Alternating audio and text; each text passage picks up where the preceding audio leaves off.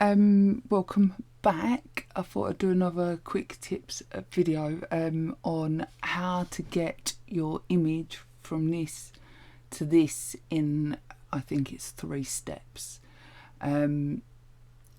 just without painting over the backdrop, without any kind of complicated of clone stamping or without stretching pixels, stuff like that. So I thought it would be nice and quick to show you how to extend your backdrop or get rid of obstructions in your image just with a couple of easy steps. I've also done it on a grey backdrop as well, just to show you that it can be done on other colours. I didn't really have much of a selection of colours, and I didn't really want to go delving too deep into the archives because there's some shocking images in there. Anyway, let's get back to it.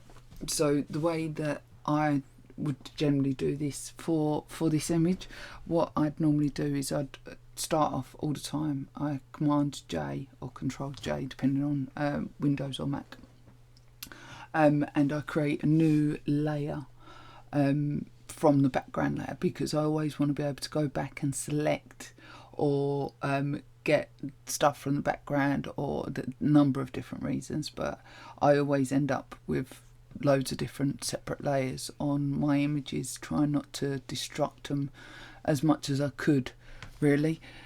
So what I do is I go over and select the square tool.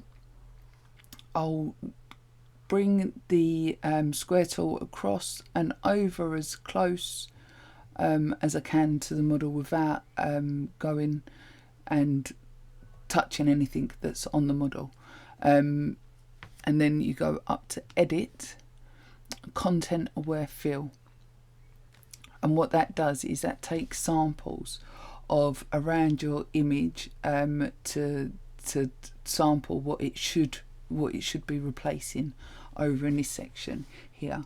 If you can see on this image here at the moment, this gives you a preview over here of what it will look like afterwards. You can see here that it's done something a little bit funky, where it's sampled from other areas where I wouldn't have wanted it to sample from. So basically what I do is see it's got a little minus sign on it. I will go into the image and I will remove any areas that I don't want it sampling to, because like sometimes what happens is it will take textures or it will take lines from areas that you don't want it to take areas from. So I always take out the shadows, any items of clothing, hair, anything like that, to leave like a bit of a gap around there. Same with the light, because it might have been something off the light, same off the mirror as well, and then also off the chair. I'd probably go along the bottom bit here. No, I don't want to do that. Let's go back. Just take it off the chair. Yeah. And then what you do is, once the spinny wheel of death, it completely got rid of that nastiness there. So I'll OK that, and it will do its thing and run really slowly as always. As you can see, my studio is really tidy, with loads of space in it, but sometimes I have a mirror in front of the model so they can see how they're posing or what they look like. Depends on who it is, what it is, what kind of shoot. So then again, I'll come over here. So step 1 was that. Step 2, come over this side, completely cover everything that I want to get rid of and leave a bit of a gap there. Again, Edit, Content Aware Fill, go through, take off the areas that I don't want coming through on the background at all, including shadows. Let's have a look, see how that comes up this side, and that looks pretty much there or thereabouts. So then now we've got pretty much the back, the top half looking how we want it to look with regards to the background. It would go there in a minute. The bottom half is obviously not that nice. So there's plenty of ways to do it. For this image, the easiest way for me is going up to curves layer. I increase the curves until all them marks in the floor have gone. So what that has done is it's lifted like all the mid-tones and stuff like that. So yes, it's got rid of all the things, but obviously it's come in and it's made their face too bright and some other patches that I don't like. So what I'll do then is I'll just go to the brush tool. On the white background, this is quite forgiving really, as long as you've got your colour correction correctly. And 30% opacity. Again, if for shortcuts, press 0 on the keyboard, it takes it 100%.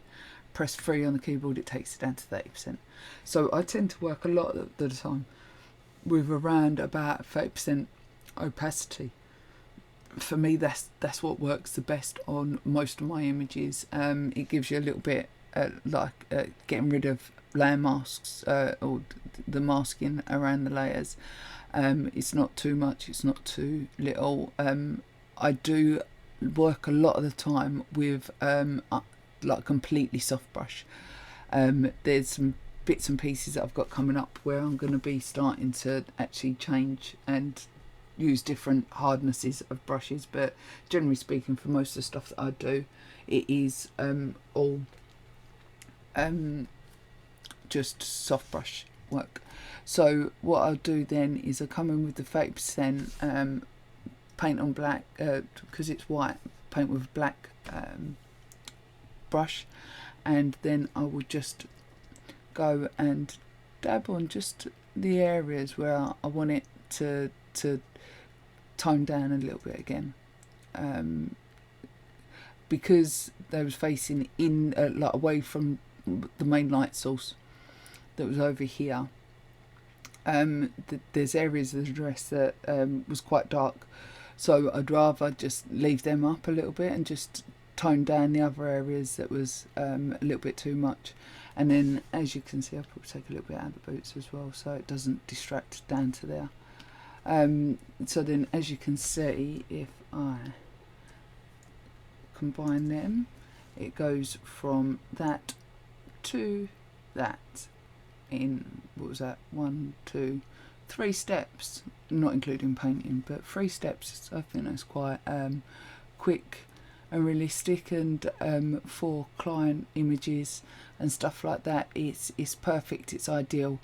Maybe if I was shooting for competitions, I might go in and do a little bit more work and be a little bit more detailed about certain things, but for these kind of shoots, like with the drag queens and stuff like that, they mainly want the images to kind of carve up and put for their advertisement and stuff like that, so it probably is the best thing for them. So if you've got any questions or want hints and tips on anything else or how I would do certain thing, let me know and I'll do a quick video for you.